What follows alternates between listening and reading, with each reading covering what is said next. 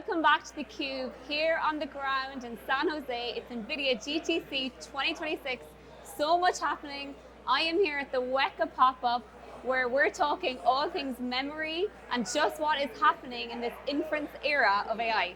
Joining me now is Val Bercovici, Chief AI Officer at WEKA, and Daniel Kearney, CTO at Firmus. Welcome, guys. Thank you. Thank you very much. And happy St. Patrick's Day. Yes, absolutely. So, a lot has changed in a year as it relates to memory as a topic, right? A year ago, it was a cost center topic, not something that people thought a whole lot about. You guys have had an interesting year in terms of your value in the industry. Let's maybe start there. What made this a keynote topic at GTC this year? And these are really interesting milestones, GTC. GTC last year, we first started talking about the pressure on AI memory in the form of this thing called KV cache.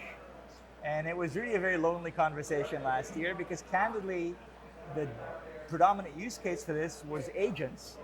And March 2025 had no real agent activity in the industry. Fast forward to May, Claude Code started to appear on the radar and gain viral adoption. By December of last year, all of a sudden agents were mainstream. As Jensen was saying, we're now seeing insatiable, uncapped demand for tokens now driven by agents. So today, March 2026, is a fundamentally different, 180-degree different conversation where there's huge demand. It's almost a very specific kind of demand, coding agent demand, placing acute pressure on this thing called KV cache, which is very, very memory-centric. And what's interesting, we'll dive into, is the way you can extend memory by a factor of 1,000x by using storage economics and storage cost of goods to deliver that memory capability that the market really demands right now. Daniel, level set for us first. Firmus as a company. I know we're going to talk about the partnership and some very interesting developments and results, but tell our listeners and viewers, what exactly does Firmus do? Yeah, thanks for having me. So Firmus designs, builds, and deploys and operates AI factories. And one of the peculiar things about our company and our mission is really about creating the most efficient AI infrastructure. And our strategy really focuses from model to grid. So we look at every single possible touch point where energy is consumed, right through from the compute itself, the thermal management, the power, and the integration with the grid. And of course, part of that is actually our infrastructure, our accelerated compute layer. So we really want to make sure every watt counts in this ecosystem. And I think that's what we saw this year at GTC, even more than ever. As scale grows and energy demand for these systems is even bigger, we want to make sure that we're driving the best efficiency possible. So that's why this discussion is really apt, because there's layers of this at every point where we're, can we do better with algorithms? Can we do better with systems? And again, against this moving target, which is the workloads. And now we've just seen this demand for more and more context to stay in the system for longer and longer. So on the topic of efficiency, you guys just had a very interesting proof of concept together, your two entities. Talk a little bit about what this showed from the perspective of results and what it means or what it could signal to the market. Yeah, so the promise of this technology sounds almost too good to be true. It's arbitrage storage for memory and get all these win-win benefits. We struggle to actually prove this out. So we have this, again, natural partnership, efficiency-driven partnership. We were able to do, courtesy of the graciousness of having access. You need significant resources, significant CPUs, GPUs to do this. We were able to get 2 racks fundamentally of GPUs from Firmus, prove this out, and the results were what we expected, which was you're able to get out of the same CapEx and OpEx, so same GPUs and energy cost, 6.5 times more, so 550% more tokens. So it's as if, in a macro scenario, you just created 5.5 new data centers out of thin air to serve agents, to serve the tokens for agents. And we hear a lot about time to token, right? You're talking about usage and I guess leverage per token. What is really driving customer demand? Like, what is the core #1 priority that customers are really, really needing? It's pretty multifaceted, at least from our perspective. I think just customers obviously were looking for a high amount of throughput and the lowest latency in terms of like tokens per user per second. And we see that graph being used quite a lot and how it's moving to the right of the curve, right? And the more and more throughput we put through models, the more intelligence we get back, but we also want to retain some of the memory and not forget in models. And that's where this extended memory kind of comes in. So the workload capability, the ability for agents to discuss with other agents and communicate and hold context is just going to become more and more valuable as a macro trend. That's at least how we're seeing it, and we're seeing customers coming with more and more requests for not just GPUs that are super powerful, but it's the full ecosystem. Like we see AI as a full accelerated compute fabric. So there's many different types of systems in there. We see more CPU now today. We see the launch of LPUs, and a part of that extended fabric is going to be a lot more ability to hold more prefill, more memory, and extend that GPU from not just a supercomputer, but also to a memory-based system. Because you raised LPUs, I feel it's interesting to ask, okay? We saw some of the Grok 3 announcements by Jensen yesterday.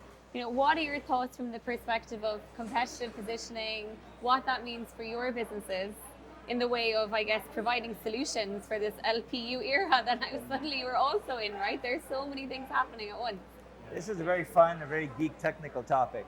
So I think the macro backdrop here, as Daniel was saying and Jensen showed on stage yesterday or 2 days ago, was that the consumption went from chat about a year ago at GTC last year towards agents now. And so to your earlier question, chat is very time to first token sensitive, especially for voice agents. Sure. Very awkward when we have that awkward pause. It was even mocked in Super Bowl commercials right this year. So that's where the LPU technology is really ideal, because I prefer the term fixed latency even more than low latency. These LPUs, Grok, Cerebras, and others, even TPUs to a certain extent, are really, really good at these fixed, 100 millisecond and below latency interactions. But that's a certain model size, not the largest models, not agents.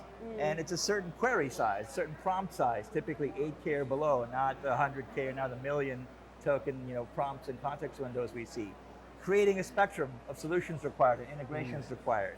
So alongside the LPUs, we still have to have the GPUs, ostensibly for prefill, and we have to have this critical element in the middle, this context memory, so that you're not having this excessive amount of traffic over these expensive high performance network between GPUs and LPUs.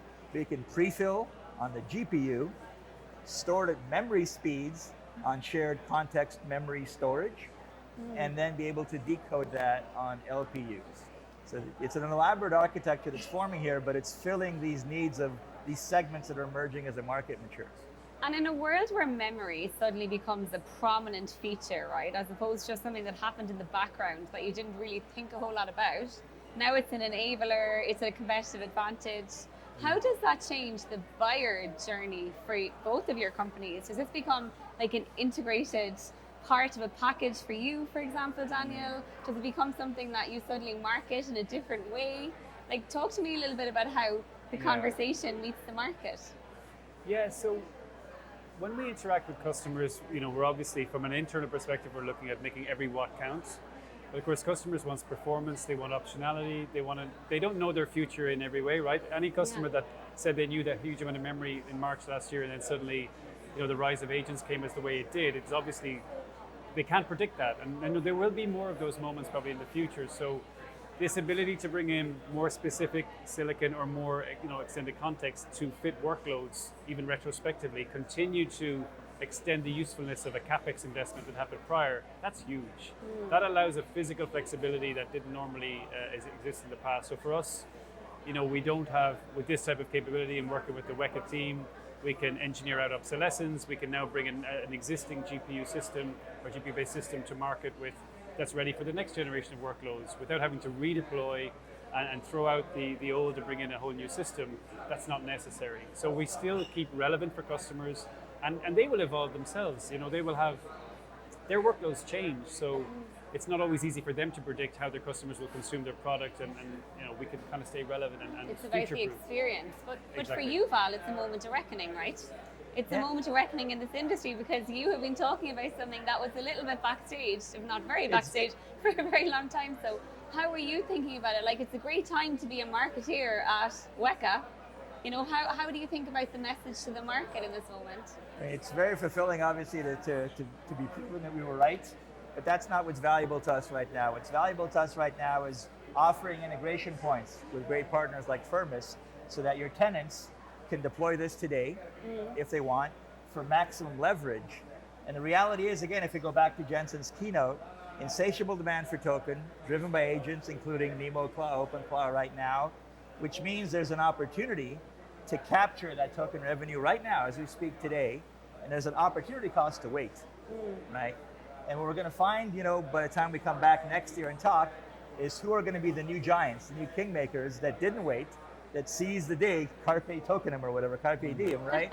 Seized the moment, implemented this today as a tenant on Firmus, and was able to just use the leverage of augmented memory to capture not only 6.5 times the number of amount of revenue users, as tenants of Firmus, but for agents, we measure agent now work time in hours and days, and that compound benefit of having faster and faster agent turns spread out over tens of thousands of agent turns means drugs are being discovered faster, cures are being discovered faster, trades are being optimized better.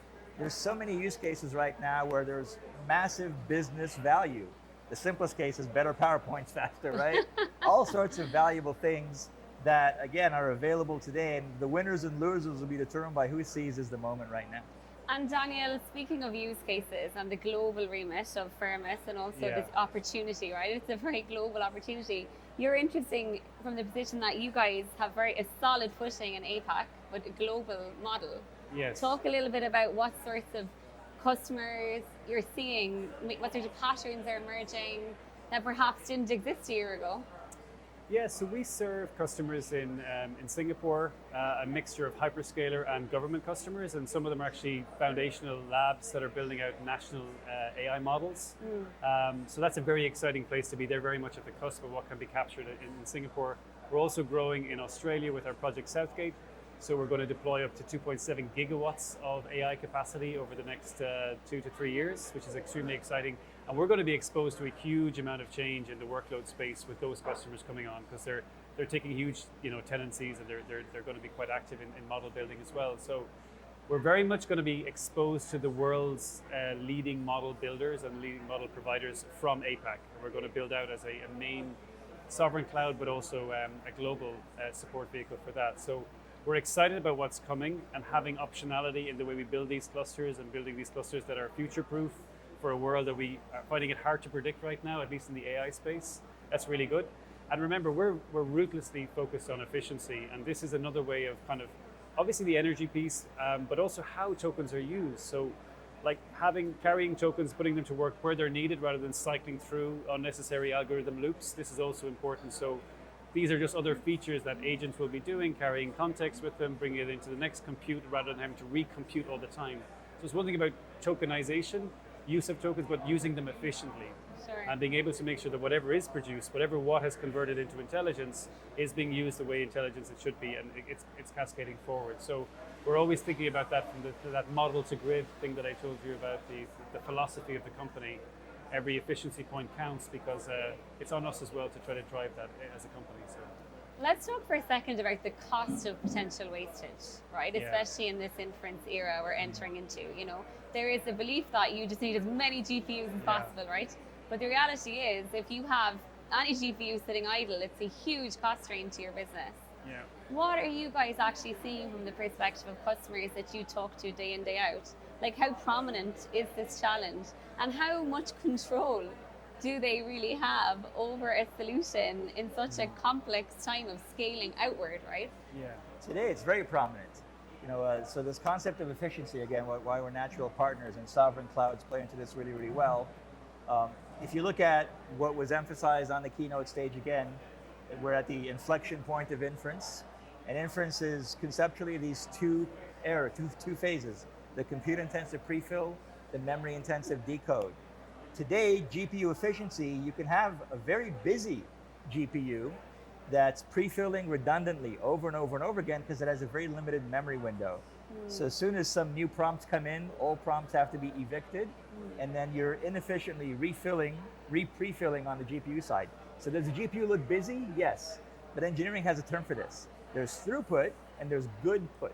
Oh, okay. And good put is efficient, useful work that the GPU is doing. So in our case, conceptually, for a long-running agent, instead of pre-filling about 1 million times across 10,000 turns across a day or two, you pre-fill once.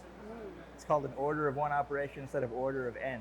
And that's a magical optimization for engineers that this technology enables. And then you spend all of your time and resources and effort on rapidly decoding, which makes your agents more reactive and responsive, shortens those day-long agent runs into hour-long agent runs, and gets us to our results faster. And particularly for sovereign AI, I love sort of the bookends you have right now of Singapore and Australia. In Singapore, energy is a very, very finite thing. Real estate, you could argue, is finite, but energy is super finite. It's the ability to generate 550% more tokens from that same energy budget is a game changer for sovereign AI. So it's next Monday. We're all home from GTC, we're recovered, and you have some tenants, Daniel, that think, okay, wow, I would like to leverage that opportunity, right? I want those cost advantages. How will this partnership play out in the market? Yeah, so we're going to be giving customers as much choice and as possibility, and we have a pre-established relationship with WEKA for a number of years now. So this kind of POC that we're working on. What I love about WEKA as well as the engineering engagement, they're very much a technical entity just like ourselves. So we're out to solve problems and bring value to customers. So I think that will continue into the future. And like I said, efficient options for customers and making sure they match what the customers actually need, fit for purpose. So I think that's, we're going to always continue to push that wherever we can and make sure that if the local entities in Singapore need to push limits, then we have an option for them right there and then, and of course onto Australia as well. Well, nerds love nerds, right? Yes. It's a fact. Okay. Okay, lastly, and I'm going to give you a question first of all. So based on your predictions last year, if we have any polymarket or Calci enthusiasts listening or watching this, what are your predictions for GTC next year? What do you expect will be a core keynote topic? So I'm going to be reflective a little bit here, because if I were to tell you last year that the 60+ year mature industry of software development would be completely transformed and upended, over the next few months, you would not have believed me last year. No. So I think the most important thing to be open to is completely unimaginable outcomes a year from now. But the safe and easy options are we're just going to see a proliferation of agents, agent orchestration systems. We're going to be seeing a lot more productivity out of our organizations based on these technologies. And I think we're going to be seeing a lot of proof points, because we're seeing a lot of promise of these heterogeneous GPU and LPU architectures. We're seeing them promised, basically promoted this year. We're going to be seeing a lot of these really impressive proof points on the infrastructure side that are real, and again, just unimaginable outcomes in terms of business value. Pick your next credentialed industry. It's going to be completely upended and transformed this time next year. Less noise, more signal. And what about you, Daniel? What are you predicting for the year out? Well, I'll start with the things that I think won't change, which I think efficiency will become even more important, right? So as we scale into energy ecosystems that are becoming more challenged, we've got to respect every part that we can in terms of how we convert that into value. The amount of AI natives that are going to be pushing the limits is going to grow as well. We're going to see probably more of those workloads. This morning I was walking along one of the pavements and I was surrounded by a load of little robots, and I just thought that was very exciting, and I think they haven't yet had their time in the way they can, and they will. And I think once that type of automation and robotics comes into society, we're going to see GDP moving stuff, and they're going to require a lot more fit for purpose AI fabric choices. A lot of it will be memory bound, being able to hold decisions, and whether they're reasoning or whether they're handling different things, there'll be an agent in that as well. That'll probably be pushed. I'd really be excited to see where the physical AI in combination with that autonomous or agentic code will go as well. So those are my two things: a bigger focus on efficiency and probably an enrichment of that stack, that physical stack as well as software, and the ability for more of this type of stuff that we're doing that will come into a new workload space in physical AI. A world that's vertically integrated and horizontally aligned, right? Yeah. To quote the man himself. But listen, guys, thanks so much for coming on theCUBE. Great conversation. Thank you. Excited to see what the year ahead looks like for you both, and yeah, keep in touch. Thank you. Awesome. Thank you. I'm Gemma Allen here at the WEKA pop-up in San Jose. It's NVIDIA GTC 2026. So much happening here in theCUBE. Stay tuned.